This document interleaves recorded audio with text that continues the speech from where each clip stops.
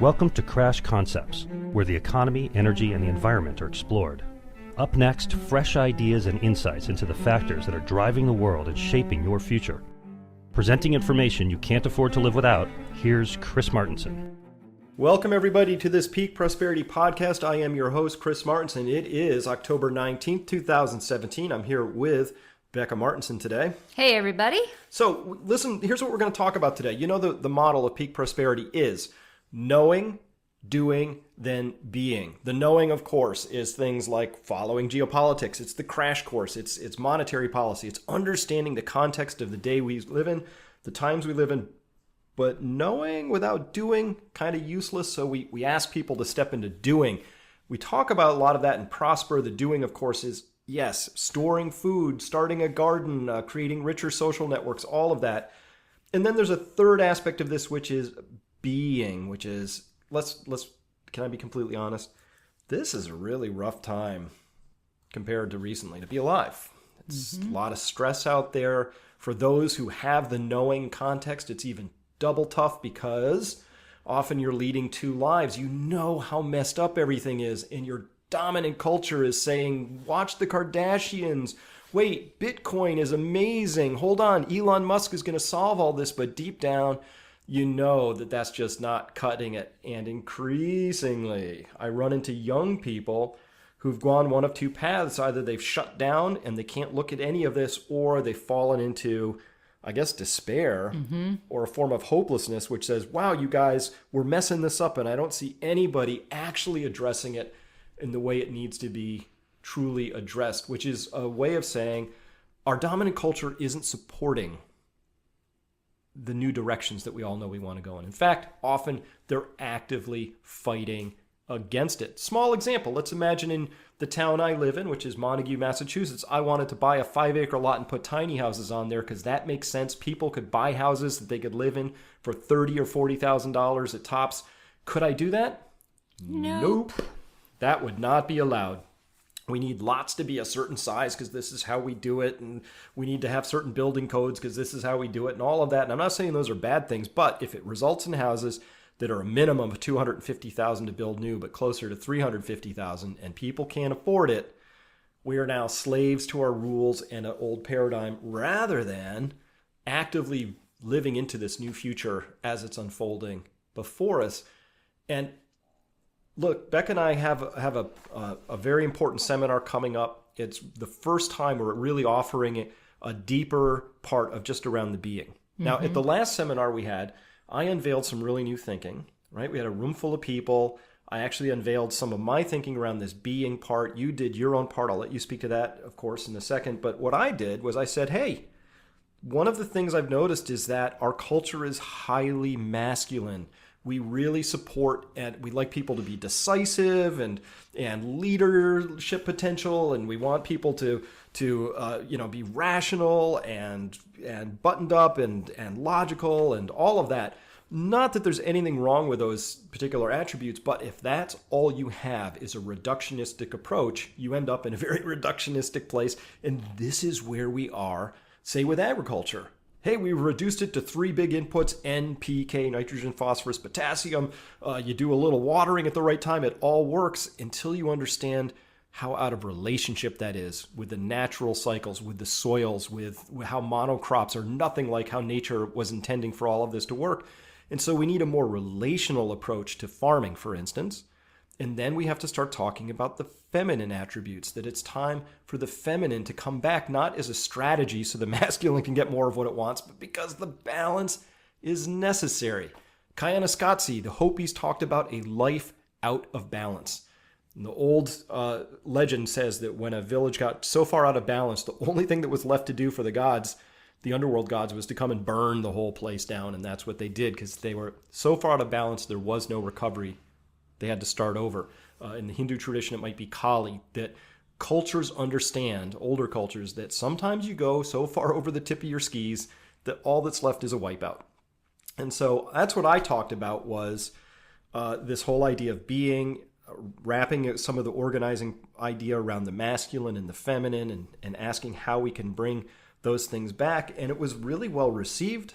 A lot of people said, hey, I want more of that. For the people who did want more of it, they didn't get enough. For people who didn't come for that, they said, hey, I wanted less of that. So what we decided to do was say, well, let's just offer something that's just around this. It's going to be very elite. We're asking that people have already attended one of the earlier seminars or to check in with us and let us know, because we do have some people coming who have not come to one of the previous seminars, but they've been really long time and careful supporters and followers of the work. So no problem having them come. It'll be very welcome for their presence as well. So that's what we're offering. And this is going to be the realest I've ever been. What does that mean to you?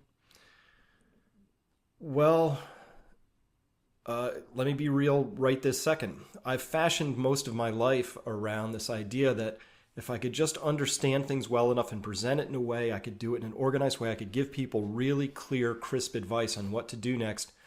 When it comes to the being side of all of this, there's no one path.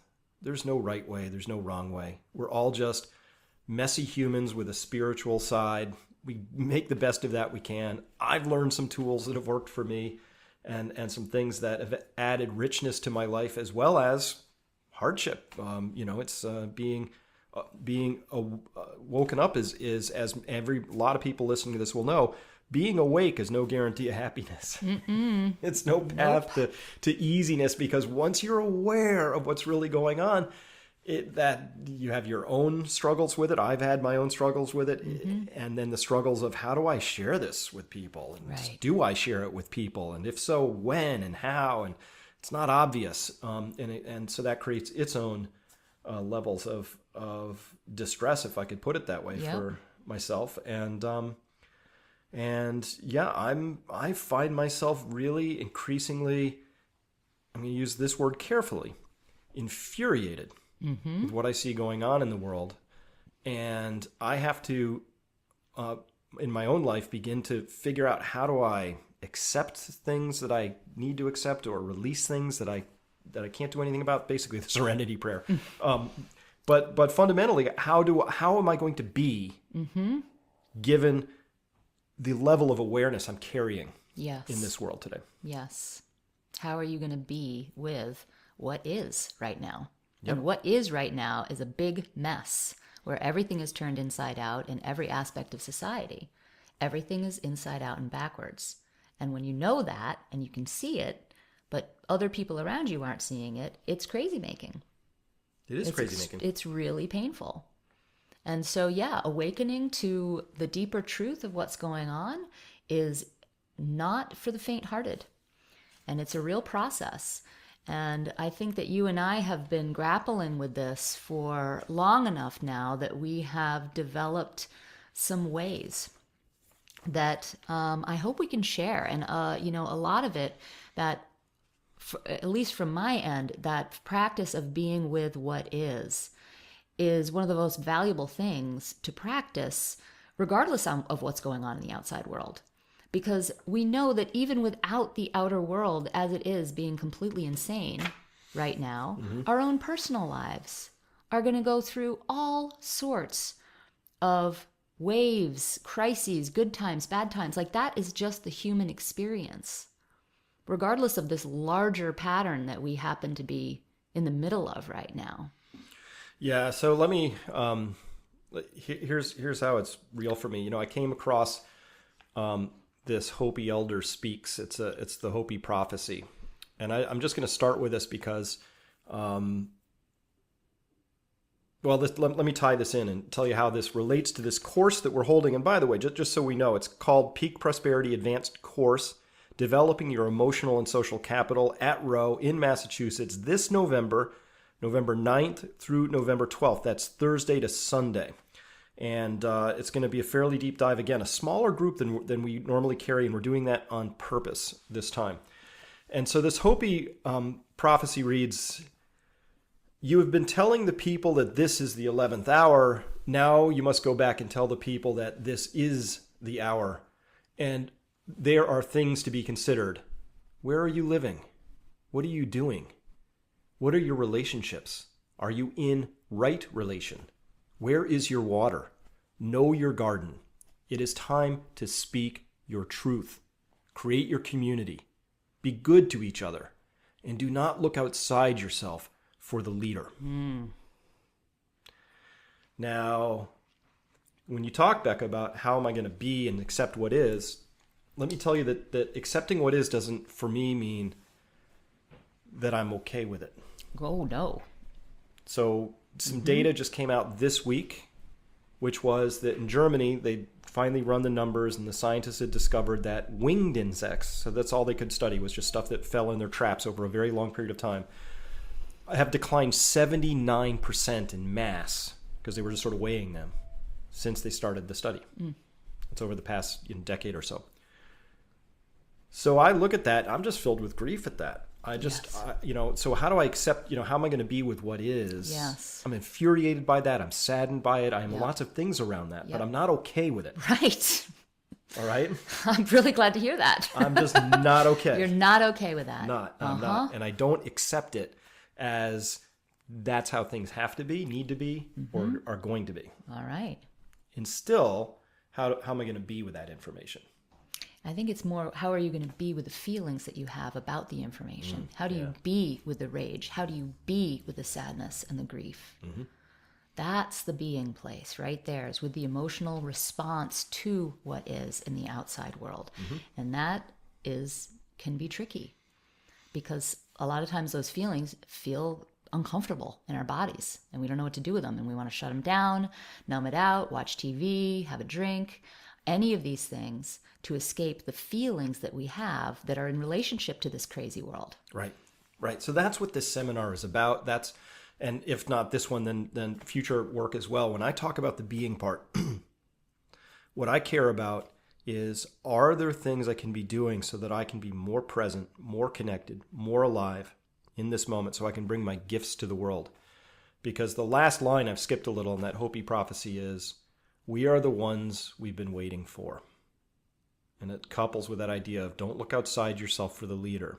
This is a time that's calling everybody to greatness. And there's a couple of paths you might take. One is to say, it's too much, I can't look at it, I can't handle it, for a whole wide variety of reasons, some of them legitimate, some of them not. People, whatever, they just end up in a place of saying, can't go there. Yeah. But for those of you listening who already are there, know that you have a special responsibility. Know that it's not okay that insects are disappearing, or that young people are starting to wave their hands and say, I don't see hope in the future. Knowing that that's not an acceptable condition, even as we have to be with our own humanness around that. That's what this seminar is about. And I wish there was, we had the perfect answer, and I'd love to be able to deliver the solution, because that's kind of how part of me is built, but that's not it. This is about getting together and beginning to wrestle as a community with these sorts of things, because this is the work of our times. It's extraordinary what's going on. It's extraordinary how much is being asked of us if we dare to heed that call. It's amazing. So for me, what I've learned and what I want to begin to transmit, and remember when Tom Pearson at the seminar last year, he said, I'll do a bad Texas accent. He's like, damn, Chris, it's like you telepathy right into my head, right down into my heart. Tom, if you're listening, I'm sorry, but that's how I heard it. Yeah, there was a transmission last year that happened that Tom really named. And it was you speaking from a different place than you had spoken before. And it was speaking from your heart. And so this really is, that is the center point of beingness, is being in our heart. What does it mean to feel right now? Yeah. So you've got a lot of tools that you can impart and transmit as well in your very own path and very own sets of learnings around all of this. And so I'd be interested to hear you talk about those now, and also to note for people that this isn't Chris and Becca Markinson showing up. These are two very different people, each with their own unique viewpoints and things to add into this, showing up to hold space in this and impart what we can. I have a fairly masculine approach to all of this, and set of reactions. So I think I know how to speak to the men in the crowd. Well, and I also want to differentiate between masculine and feminine and gender. because it's not actually about masculine and feminine good gender. point. It's about the archetypal energies of, I'm going to use yang and yin because it takes it out of the gender, but that yang energy, which is that forward motion, direct, straight line, I'm going from here to there, that's that masculine energy. And the yin energy is the nothingness. It's the void. It's the flow. It's the water. So they're different energies, but it's not necessarily identified with the gender, because you and I and all humans on the planet carry both of those qualities. It's just how much of each one do we carry, and where do we carry those in our life. So yeah, you have been taking a very intellectual approach all of these years to this process, right? You saw it a long time ago, many, decades ago, and you're like, this is not right. What do I do about this? I need to tell people. I'll gather the right information and I'll give it to people. And what you found along the way is that that's a great step for the people that can change based on information. But most people actually don't change based on information. And so you moved into the doing phase. Okay, well, what can we just do? What can we tell people to do that will at least reflect a different paradigm, which is what the 8 forms of capital is based on. So the doing comes from this place of a holistic approach. And then now you get to this life stage and you're aware that the being, how am I going to be with all of this, is underlying all of the other 2. Now in my life, I flipped it. So in the past years that you have been focusing on the information, I've been focusing on the beingness. So this is what we both bring. We're both kind of coming from each ends of this and then coming together in this seminar. So for me, the beingness, being with what is an embodied practice. What does that mean for you? That's already a really hard thing right there, because we are actually, most people in our culture are basically trained not to be in our bodies in a physical way, not to feel all of the feelings. Where, it's numb it, shut it down, disassociate it, get it out of here. That's much, much more common. So even the concept of feeling, period, can be really hard for people. So there's a whole spectrum of learning about how to be in tune and in relationship with your body. But what I've found over my extensive work on this over this last decade is that the body is one of the most finely tuned instruments on the planet for assessing what is good for you, what is not good for you, what is your intuitive response to something.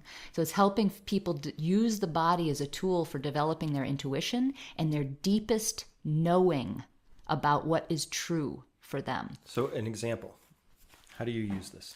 Okay, so for an example, when someone comes to me and they're trying to make a decision, and they have 2 paths in front of them, and they're thinking a lot about it, and they have pros and cons on both sides of the paths, and they seem to be equal, and you can't decide. I'll bring them into their body and say, how does that one feel? When you feel forward into that path, what do you notice in your body? And it might be something like, I notice an expansiveness. I feel light. I feel open. And then if they feel into another path, it might be something like, actually, I feel a little constriction. I feel like a tightness in my throat. I feel like I want to hunch over a little bit. Mm-hmm. So the body is able to provide the deepest wisdom about what is the correct course for the person. So I've done that a million times. It is so effective because it gets the material, the information that the mind has is actually a thin skim compared to the depth of wisdom that the body carries. So the tools that I carry is teaching people how to be in their bodies, how to listen to their bodies, and how to develop a communication, a dialogue with the body. Yep. So that's just one of the tools.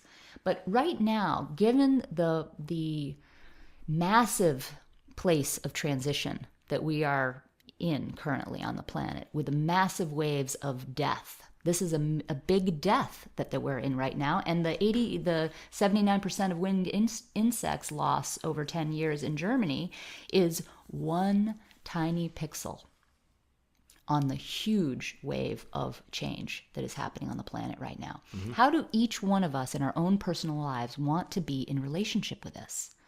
How can we make our lives meaningful? How can we find meaning in the midst of this. Now, you and I live in New England, and so we know in the land of four seasons that, when we come to the fall and the leaves are dropping off and the energy is going from the external parts of the trees, from the branches down into the roots, everything is kind of hunkering down. All of the energy is going down into the earth because we're getting ready for winter, when everything appears to be dead. That's a life stage that's essential to our way of life here. We can't skip it. We can't skip winter in New England. We can't skip it. There's a reason we have forest fires. There's a reason that forest fires will come in through an area and sweep it clean, because new growth comes. So there's an aspect of being with the death that is now, that is facing each of our own deaths, which is never comfortable. But why avoid it? It's going to happen to all of us at any point anyway. So if we can turn into this, if we can turn into our own death, if we can turn into the many deaths that are happening on the planet right now, then we can, Stephen Jenkinson speaks to this so beautifully. It's like we can be in our life so much more. Like, okay, we are living in a time of massive change when everything is inside out and all of the systems are completely backwards. How do we choose to be alive right now? Because we have to choose. This is a time of choosing. This is not some passive time, let's just get washed around. We need to choose how we want to step forward in every day in our life in relationship to what is. That doesn't mean denying it. That doesn't mean saying I'm not going to look at. It's holding all. Yes, this is the time that we live in right now, and a lot of it really sucks.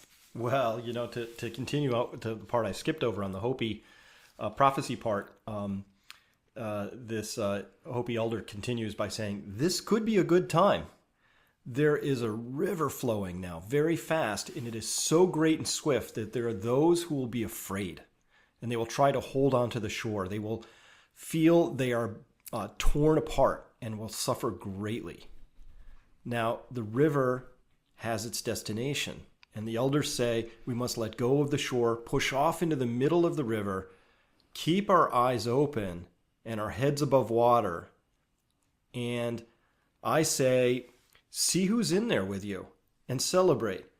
At this time in history, we are to take nothing personally, least of all ourselves. For the moment that we do, our spiritual growth and journey comes to a halt. So this river's flowing. Everybody can sort of feel that, how fast that events are moving and all of that. And I understand there's this anxiety and fear that comes if you're not aware that you're in this river. Yeah. And you're struggling against it in some way. That's right. Or you feel like you need to be upstream and you're not ready to go downstream and all of that. So yeah, this is a time where I think one way we could approach this period is with tremendous anxiety, and the other is with tremendous exhilaration. Yes. This is a really exciting time to be alive. I mean, yes. We got to rotate the cube. That's right. We got to look at it totally differently. That's right. But our culture, in an unexamined way, would say you need to be very, very afraid. And because we take that message in, bad things happen. Now, I have a piece of data which was in the Wall Street Journal a while ago, and they had a timeline showing from the 60s to current all the mass shootings. This is in response to the Las Vegas horrible event that happened. And what you see is a dot, about 10 years, and another dot, and the dots were the size of the shootings, another dot, a couple of dots, and then there's the Great Recession, and it's just dot, dot, dot, dot, dot, dot, dot, dot, dot, dot. Since 2008. Yeah. Wow. Right? So we had the Orlando shooting, the Las Vegas shooting, the this, or that, the this, or that.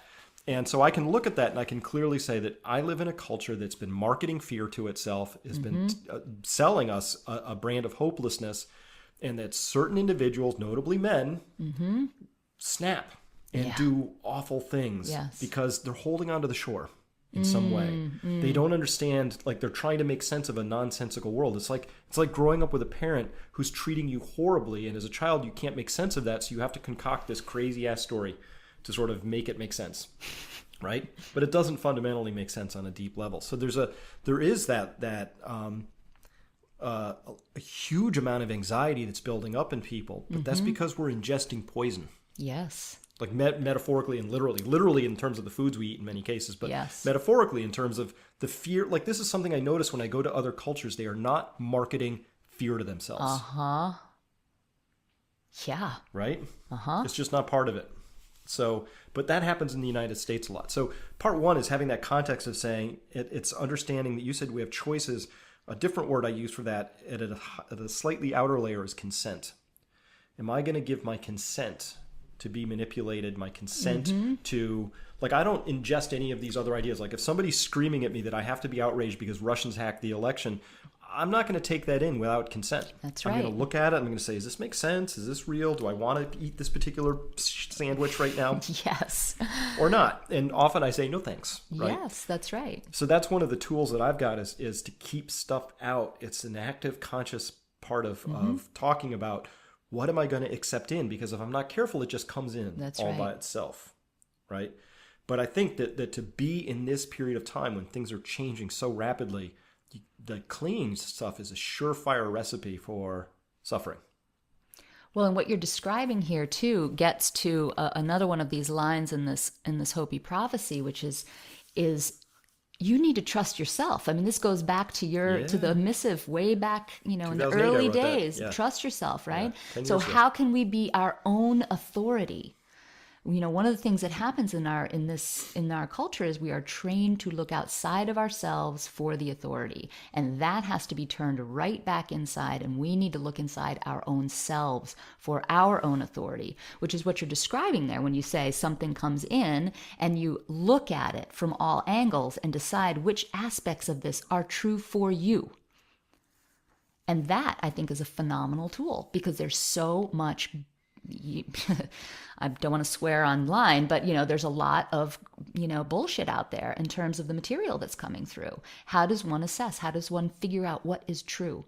And this is where I feel the body is a really good indicator because it will tell you. It will definitely tell you. So that's one of the tools. And another tool that I've got, which has been very good for me, is learning how to separate two R's from each other. The first R in this story is reaction. That's what you're talking about in your body, the reaction. My body reacts all on its own. I'll feel a constricted chest feeling. I'll feel butterflies in my stomach. I'll feel a bloom of something, that I can just call a very intense emotion. I'll separate that reaction from the response. And the response is the story I attach to that. So that blooming sensation that comes out of the middle, I might say, that's anger because ... The reaction's real. The response is something I get to choose. And you get to try different sorts of things on for that. So to separate those two pieces is good. Of course, if you have those welded together, that's when they send you to anger management class or something else because the reaction and the response become one thing. Right? So, this explosion of emotion that might happen, whatever it happens to be, whether it's, depression, rage, anger, whatever. So for me, learning how to separate reaction from response, very important. And still practicing at it, but it's been a really good thing. So to be able to transmit that and really spend some time talking about that, and we did at the last seminar, but again, that was like knowing, doing, and being all smashed into one spot. So it wasn't really time. Yeah. This being stuff takes time. Yeah, and we want to have spaciousness during the seminar. A lot of times in our seminars, it's like, okay, open up. We're gonna get ready to drink from the fire hose. Here we go, you know. But this we want to be able to go deeper with people. We want to be able to create a really nice container of safety so people can really express themselves. Because, I mean, so much of people so frequently feel alone with their both their reactions and their responses. True, yeah. I feel alone. I'm the only one that feels this way. I mean, this has been true for all of our seminars, and we've been doing this at Rowe for 12 years now. That the first thing people say is, I don't feel so alone. I am in the room with other people that feel this way. So we're going to take that and bring it down to a deeper layer of connection so that we can really feel connected to each other. Because this isolation, this false isolation that's set up in our society is not healthy for us. We're meant to be in relationship with each other. So to get to that deep place with each other with spaciousness, with time to be in nature. I mean, Rowe is a beautiful, beautiful place on a very sacred mountain, and we hardly have time to let people go have a walk when we're normally doing our seminars. So, to give people the time to just breathe and be in nature and put aside their life for just a few days. Just leave your life behind for a few days.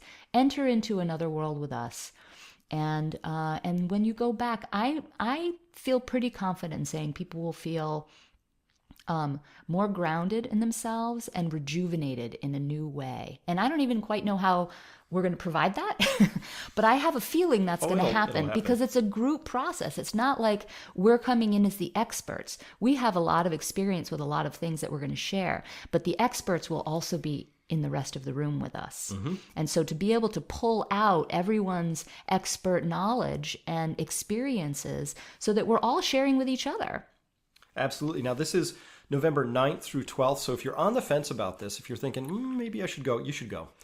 You should come. And I remember last year there was a woman who came up who described herself as somebody who was very involved in activist causes, and said that even the parts that she got harvested from that one, she said, wow, this is the most amazing tool set for activists ever. Because, of course, these are frontline people who are bringing themselves out, trying to bring change to the world. Yeah. And that's hard work. Yes. And not always appreciated and all sorts of other things. So if you can become your own authority, if you can do, if your source of fuel for this is not coming from outside of you, but from inside, right? That's really part of the message that we're bringing forward here. And you made a great point, which is we'll create the container. You and I have a lot of experience. We'll definitely be bringing our magic to the room, but other people will be bringing their magic, and together we'll create something. I guarantee it's going to be amazing. It's going to be a good time. However many people show up, we're going to have an amazing time. Yeah. But these are amazing times. And so my personal request is for those people to come who are ready for this. It's time. Yeah. Listen into your body. Do you feel it? It's time. It's just time. Make the space, clear out the calendar, show up. You will not regret it. It'll be amazing and powerful because this is really, the times are calling for it. For the people who aren't aware of just how turbulent it is. I mean, how could you not?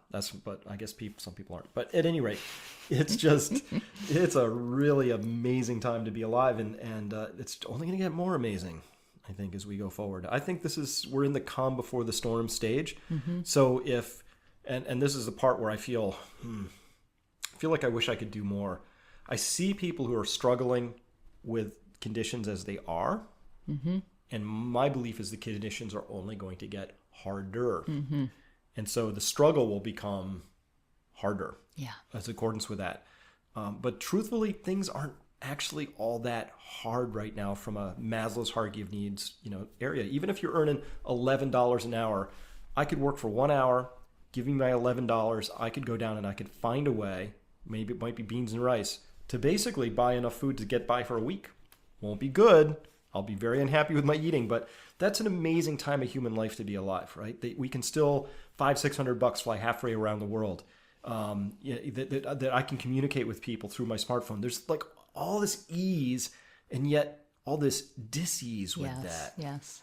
So it's working, but it's not working, right? And if it's already creating tension and stress right now, I actually think there's a better world in front of us.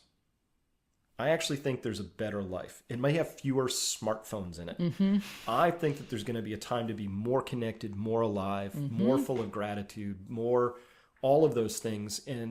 But these are things that I personally can't, we talked about that interagency. I still find I have more of those things in my life when I have other people around me who are amplifying and sharing those with me. Yes. Oh, yes. Absolutely. Absolutely. Because that better life that you're talking about is possible right now inside you. That's it. I mean, there's no time before, this is not a future state. This can be a present state. And that's the choosing part that I'm talking about. If we choose it, it can be so. And you're right. It is about what is the meaning that we're going to apply to things as they're happening. What is a meaning that we can apply that can be life affirming for us rather than life denying? Yep. All right. So I want you to come if you're listening to this and you feel called to. And if you've been to a Rowe seminar before with us, just sign up. And if you haven't, just reach out and we'll have a quick discussion around that. You can reach out to us at, I guess, my email is chris@peakprosperity.com. Just put Rowe in the subject line, and we'll just set up a phone call and we'll talk it through. If you've been a longtime subscriber on the site or member, I'm sure it'll be fine. and probably otherwise too, if you've been in this territory for a while and any of this really resonates for you. So the reason we're really keeping this small, and we want to keep it to people who are really ready for this, is this is going to be a big output and very really extraordinary. And I personally want to find my tribe. Who's ready for this, right? Yeah, let's do this let's together. engage. Come on. Let's do it. Right? The casual tours, I'll sit in the back of the room and maybe I get something from this. Not interested in having that person there. I want the people who are ready to roll up their sleeves and dive into this and let's do this because it's time. It's time.